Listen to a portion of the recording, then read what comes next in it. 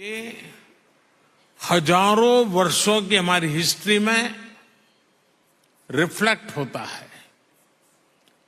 Indus valley civilisation हो,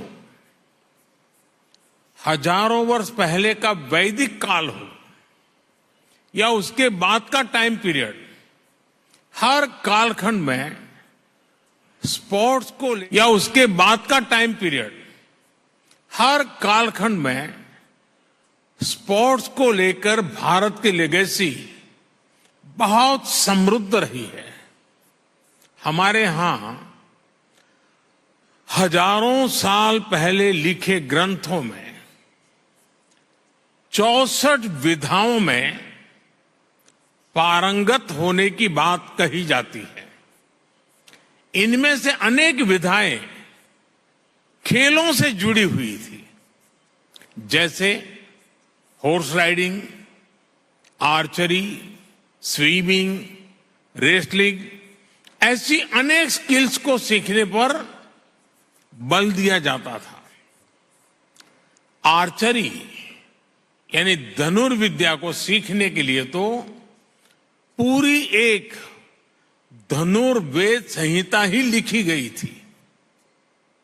इस संहिता में एक जगह कहा गया है, धनुष चक्रंच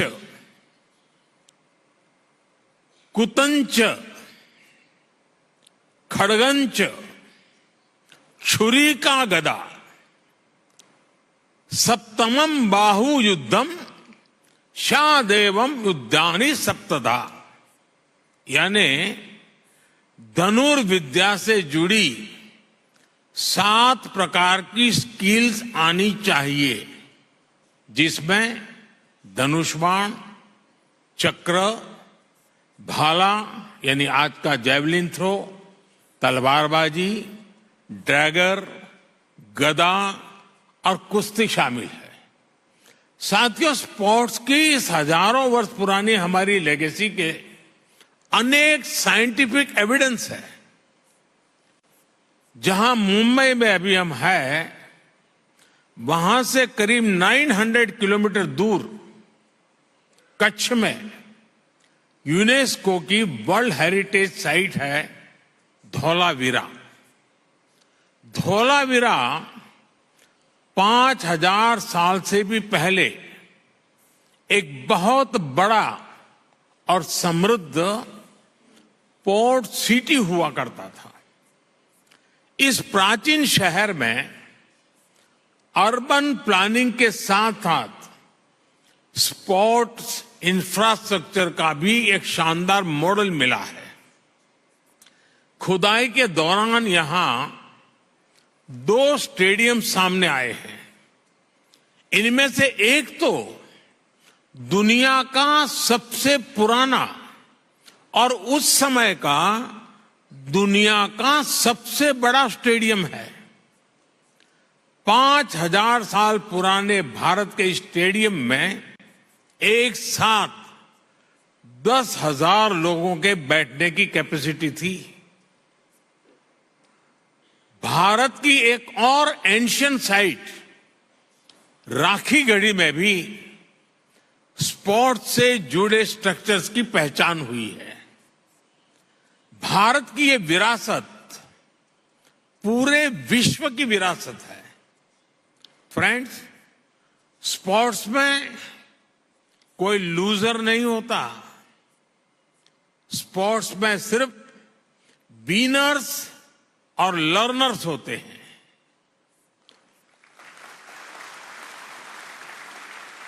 स्पोर्ट्स की लैंग्वेज यूनिवर्सल है, स्पिरिट यूनिवर्सल है।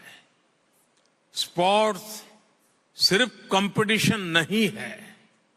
स्पोर्ट्स ह्यूमैनिटी को अपने विस्तार का अवसर देता है। रिकॉर्ड्स कोई भी तोड़े, पूरी दुनिया उसका स्वागत करती है। स्पोर्ट्स हमारे वसुधैव कुटुंबकम यानी one earth, one family, one future के भाव को भी सशक्त करता है।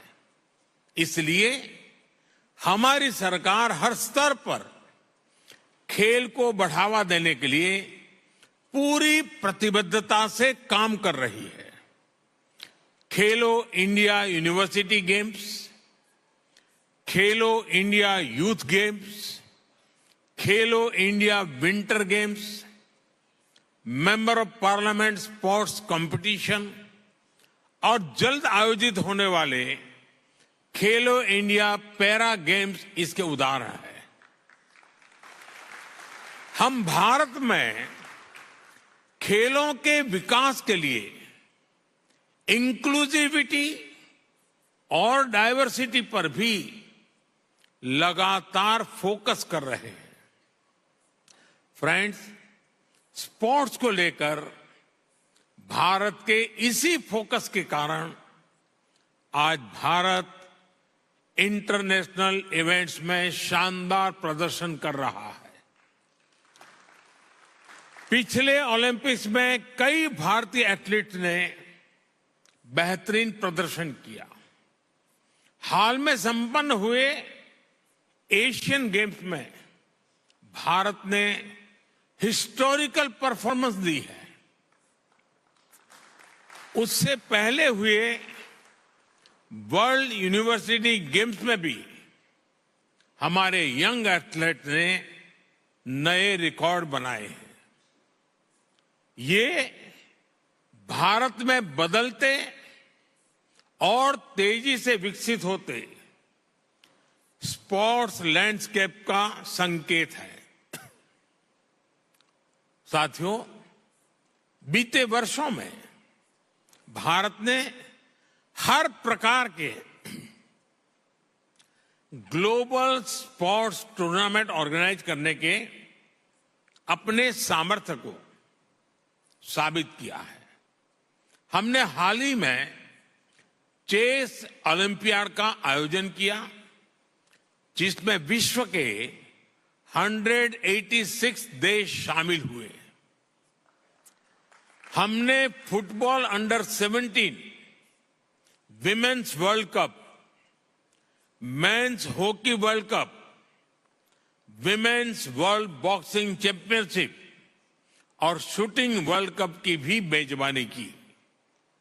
भारत हर वर्ष दुनिया की सबसे बड़ी क्रिकेट लीग में से एक का भी आयोजन करता है। इस समय भारत में क्रिकेट वर्ल्ड कप भी चल रहा है। उत्साह के इस माहौल में सभी लोग ये सुनकर भी खुश हैं कि आईओसी के एग्जीक्यूटिव बोर्ड ने क्रिकेट को ओलंपिक्स में शामिल करने की सिफारिश की है।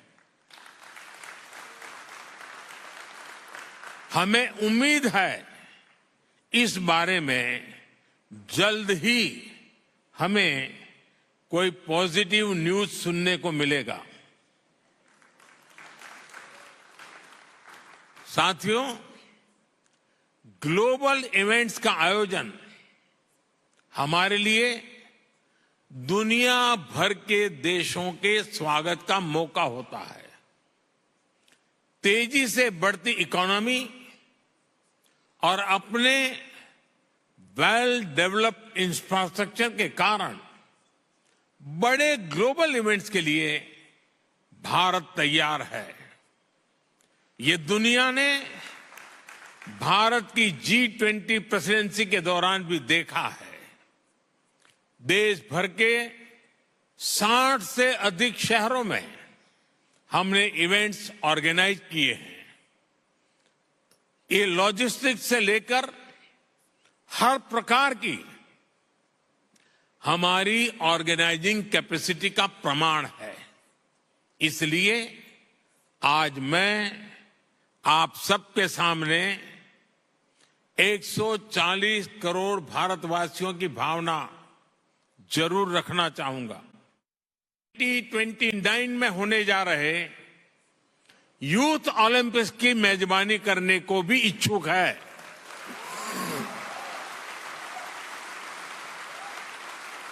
मुझे विश्वास है भारत को आईओसी का निरंतर सहयोग मिलता रहेगा।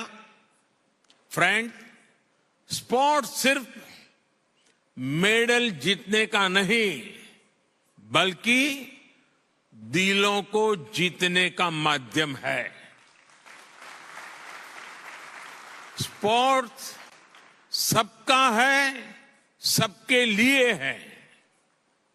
स्पोर्ट्स सिर्फ चैंपियंस ही तैयार नहीं करता बल्कि पीस, प्रोग्रेस और वेलनेस को भी प्रमोट करता है। इसलिए स्पोर्ट्स दुनिया को जोड़ने का एक और सशक्त माध्यम है। मैं ओलंपिक्स के मोटो को फिर आपके सामने दोहराऊंगा, faster, higher, stronger together. IOC के 141वें सेशन में आए सभी अतिथियों का, अध्यक्ष थॉमस बाक का और सभी डेलीगेट्स का मैं फिर से हृदय से धन्यवाद करता हूं। आने वाले कुछ घंटों में आपको अनेक महत्वपूर्ण फैसले लेने हैं। I now declare this session open.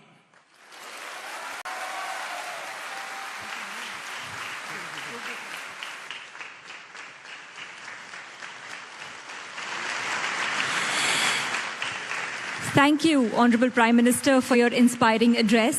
We now request the Honorable Prime Minister, Mr. Narendra Modi, and the International Olympic Committee President, Mr. Thomas Bach, to please kindly take their seats in the Grand Theatre with our esteemed dignitaries.